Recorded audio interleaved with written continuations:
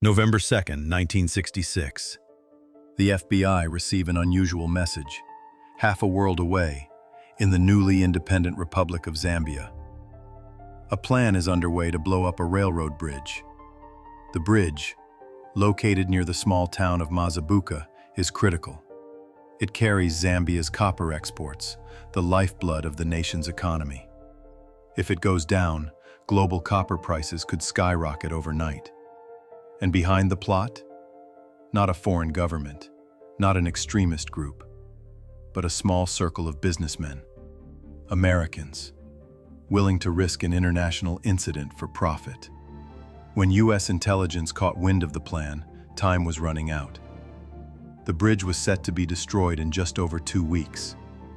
The name that surfaced first was Franklin Boyd Thurman, an American who had offered $50,000 for the job. Agents tracked him to a Miami motel. On November 3rd, they confronted him. Thurman denied everything, said he was just on vacation. But the Bureau already knew better.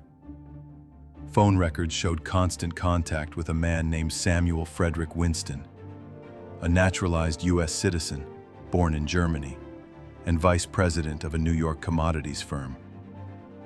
Winston's business? Copper trading. And Zambia was one of the world's largest copper producers. Winston and Thurman hired 2 men in Florida to carry out the demolition. Not mercenaries, but ordinary Americans. The men later told the FBI everything. They'd been given a detailed map marking the target, a railway bridge near Mazabuka.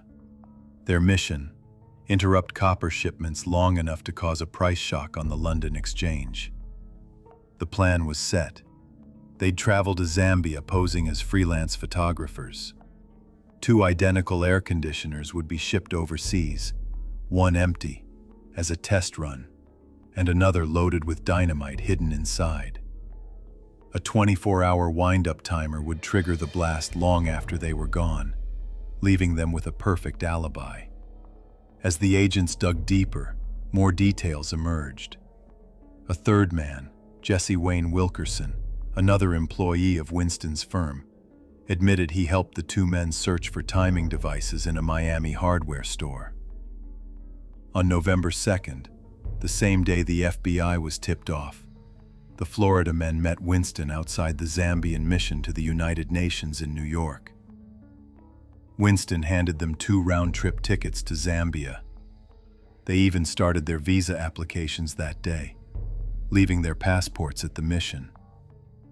But the next morning, when they called to check on their visas, they weren't ready yet. That one bureaucratic roadblock bought the FBI enough time. Realizing the game was up, the 2 Florida men went straight to the FBI. They handed over the tickets, the cash, and the map of the bridge. Within 48 hours, the Bureau moved in. Agents arrested both Thurman and Winston. The charge: conspiracy to destroy the property of a foreign government at peace with the United States. And as the arrests made headlines, a new twist surfaced. Zambian authorities were contacted by a man who had stored some of Winston's belongings: a German shortwave radio and an attaché case filled with dynamite. The case linked directly back to Winston. When Winston was questioned, he finally broke. In April 1967, he pleaded guilty and told prosecutors the full story. The motive wasn't ideology. It was greed. That summer, the global copper market had crashed. Winston's firm, heavily leveraged, was facing losses of over $1 million. His solution?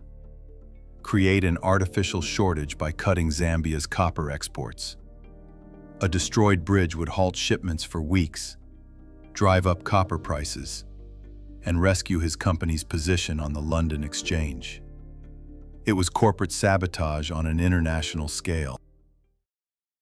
Winston died in a car crash before sentencing. Thurman pleaded guilty shortly after, agreeing to testify against his former colleague Wilkerson, who still denied involvement. At trial, The FBI presented meticulous evidence, shipping records, telegrams, and even a large display of Africa showing Zambia's reliance on rail routes through Rhodesia. The jury convicted Wilkerson. He was fined $3,500. Thurman received a suspended 1-year sentence and 3 years probation. The corporation itself was acquitted. Prosecutors couldn't prove it knew of its executives' plans. By mid-1969, the appeals were dismissed. The case quietly closed. The thwarted sabotage in Zambia remains one of the Cold War era's strangest FBI cases. A reminder that not all acts of international sabotage come from rival nations. Sometimes, they start in boardrooms, with men who think they can manipulate the world's markets and get away with it. If you enjoyed the video, please like and subscribe.